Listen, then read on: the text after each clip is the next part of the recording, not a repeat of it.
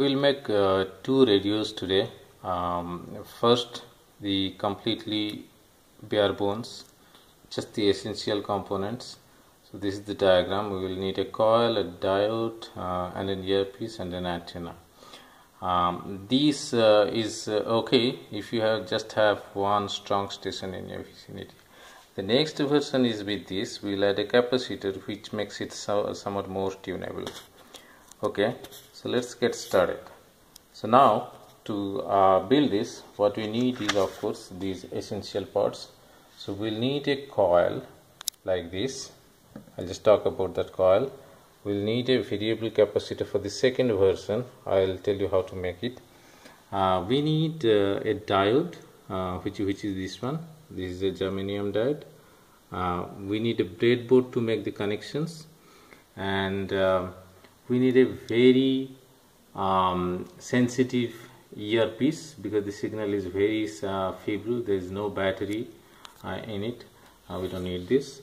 We need a good ground, so which is this wire. Right now I have just connected it to the earth connection of my electrical outlet. So have to be careful there. We need of course also a long antenna, which is this yellow wire, and this actually goes out and out of the room into the terrace. This needs to be really long, like 50 to 100 feet. You can also connect it to water supply, the plumbing line, if you have good plumbing line. Now to the coil. So this, as you see, is I have wound it myself. It's on a paper cylinder, and that is my solder case.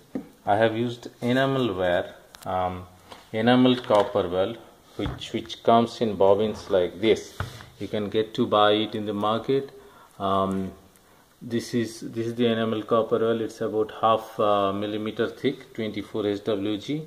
It shouldn't be either too thick or too thin that it's difficult to work with. You will get it in the electrical repair shop or in the market. So we wind actually two coils here.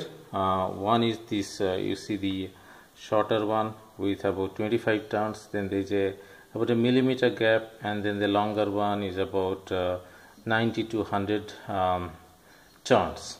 And if you see closely, I have basically with a pick I have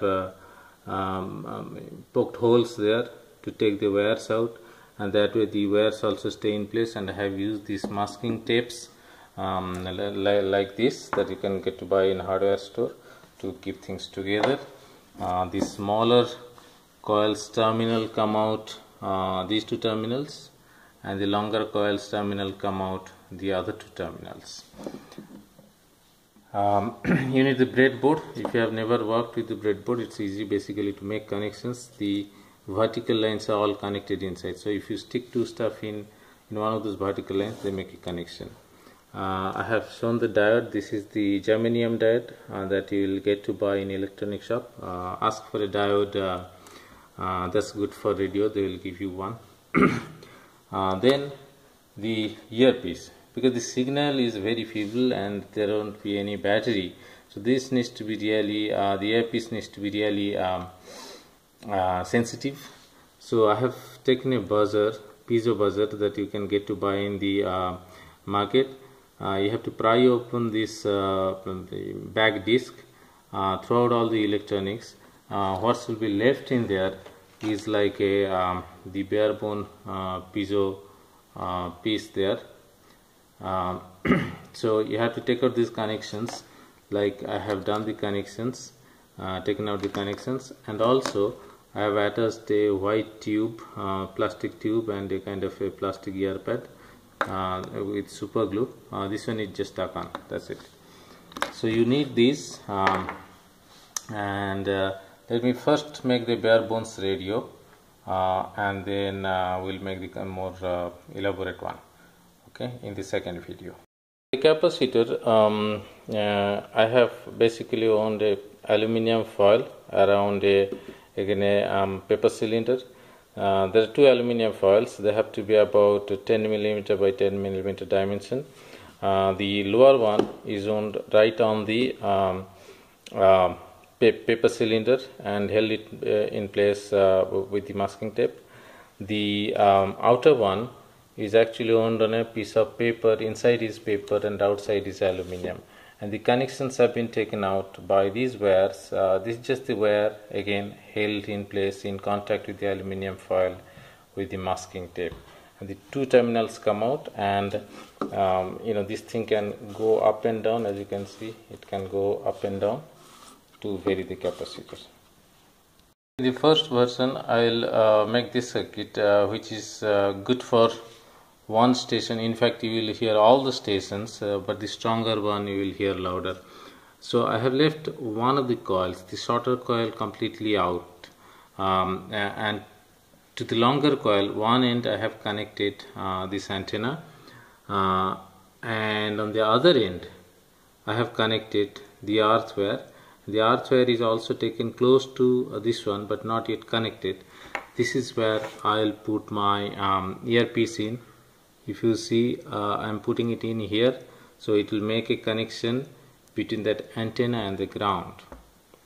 About the diode, basically what I have done is, here if you see, I have soldered the diode permanently to one of the terminal of the buzzer here, and to the other end of the diode I have taken the connection, because this is how the connection is going to be all the time, so this is a lot more convenient.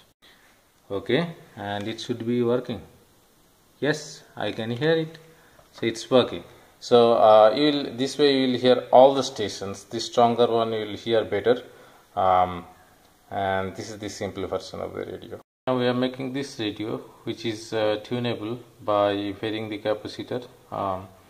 So the connections are almost all done. If you see, now I have connected the antenna to the shorter end of the coil.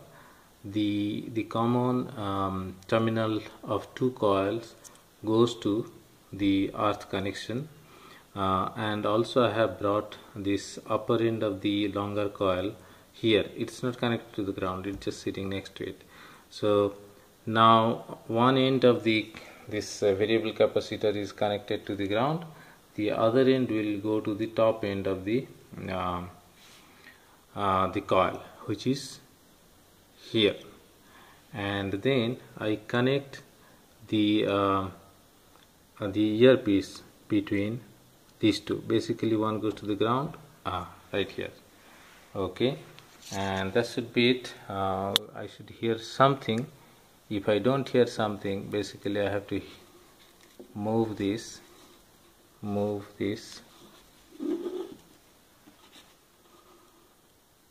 Yes, I am hearing a station now feebly. Notice that here the selectivity will improve, and you can select one station at a time, but they will be weak. Okay, so this is for the tunable radio.